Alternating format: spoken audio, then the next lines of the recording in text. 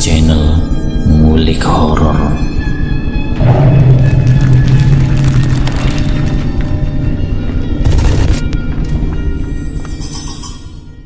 Assalamualaikum warahmatullahi wabarakatuh. Jumpa kembali di channel Ngulik Horor. Channel kami menceritakan tentang kisah-kisah misteri yang mungkin bisa menemani agan-agan dan sista semua ya.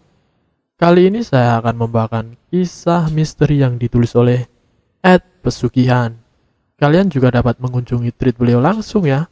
Nanti link saya akan sediakan di kolom deskripsinya.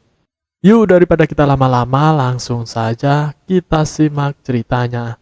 Kali ini saya akan membawakan kisah misteri yang berjudul Akibat Pesugihan Bapaknya, Anak Berubah Jadi Pocong Saat Mendaki Gunung Salak. Hidup di Jakarta, keluarga Pak Dandi tak pernah punya masalah soal uang. Telah sejak beberapa tahun belakangan. Pak Dandi menjadi direktur utama sebuah perusahaan tambang dalam negeri yang cukup besar.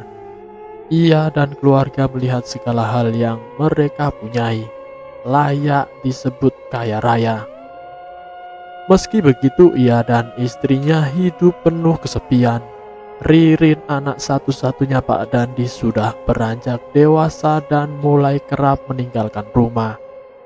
Karena kesibukan orang tuanya pula, Ririn menjadi anak perempuan yang jauh dari ibu bapaknya.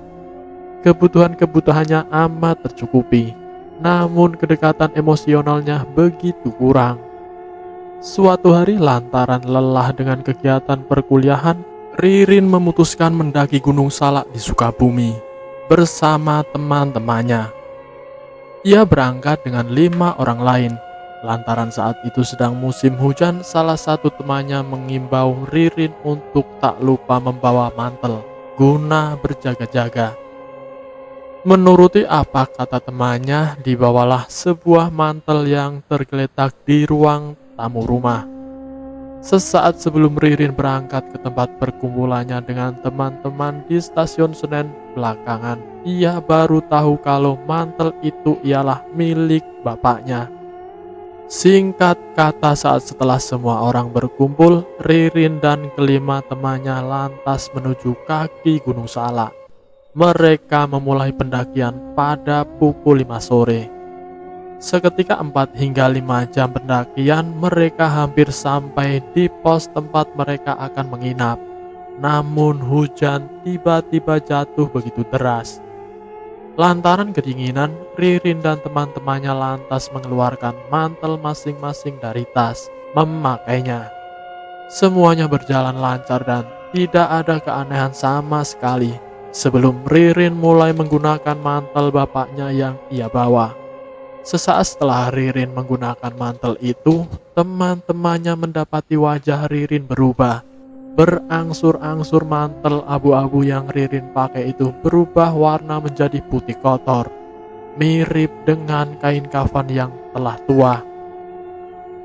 Teman-temannya yang melihat kejadian itu dengan mata kepala mereka sendiri, 2 di antara mereka perempuan, menjerit-jerit dan hampir pingsan.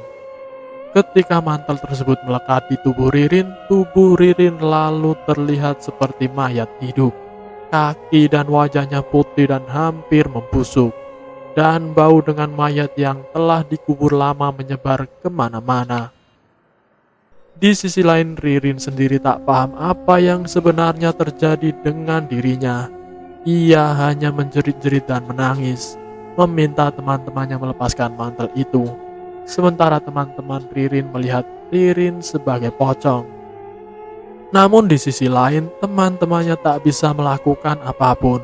Mereka hanya bisa melongok keheranan, bercampur rasa takut tak tahu apa yang harus dilakukan. Semakin mereka hendak melepaskan mantel itu dari tubuh mereka akan terpental dengan sendirinya. Karena menyentuh mantel itu rasanya panas sekali. Melewati waktu berjam-jam dengan penuh kecemasan dan rasa takut, tiba-tiba handphone yang ada di tas Ririn berbunyi. Saat itu Ririn masih berteriak-teriak meminta tolong. Salah seorang teman Ririn yang cukup berani lantas mencari handphone itu. Dengan tangan gemetar ia lantas mengangkatnya. "Halo, ini siapa?" "Ini teman Ririn. Saya bapaknya." "Iya, saya temannya Om." "Tolong bilang ke Ririn, jangan sampai ia memakai mantel itu," kata bapak Ririn di seberang telepon. Mendengar kalimat terakhir itu, kelima teman Ririn langsung kaget setengah mati.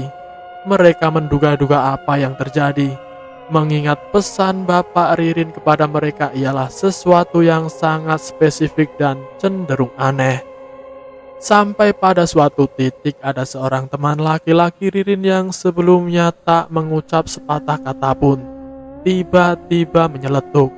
"Tolong kalian ikut aku," katanya. Sesaat setelah mengatakan itu, ia lantas merapalkan beberapa mantra dalam bahasa yang asing. Teman-temannya yang ada di situ mengikutinya. Setelah rapalan mantra itu berakhir, mereka semua mendapati Ririn jatuh pingsan dengan mantel yang sudah lepas dari tubuhnya telanjang. Sesaat setelah mereka memakaikan Ririn baju dan membawanya ke tempat yang aman, salah seorang temannya menanyai Ririn soal apa yang ia rasakan. Menjawab pertanyaan temannya, Ririn malah bingung. Ia tak ingat sama sekali pada apa yang baru saja terjadi. Sementara tiba-tiba handphone Ririn bergetar lagi. Seorang yang berada jauh dari tempat itu menanyakan keadaannya, berharap ia tak apa-apa. Orang itulah yang tega membuat anaknya jatuh sebagai tumbal pesugihannya sendiri. Ya, Pak Dandi bapak Ririn, dia sangat tega sekali menumbalkan anaknya sendiri. Dan selesai. Itulah kisah misteri yang berjudul "Akibat Pesugihan Bapaknya, Anak Berubah Jadi Pocong Saat Mendaki Gunung Salak." Terima kasih sudah mampir di channel kami. Jika kalian tertarik dengan video kami, silahkan tekan tombol like, share, dan komen. Tekan subscribe untuk mengikuti video kami selanjutnya ya. Wassalamualaikum warahmatullahi wabarakatuh.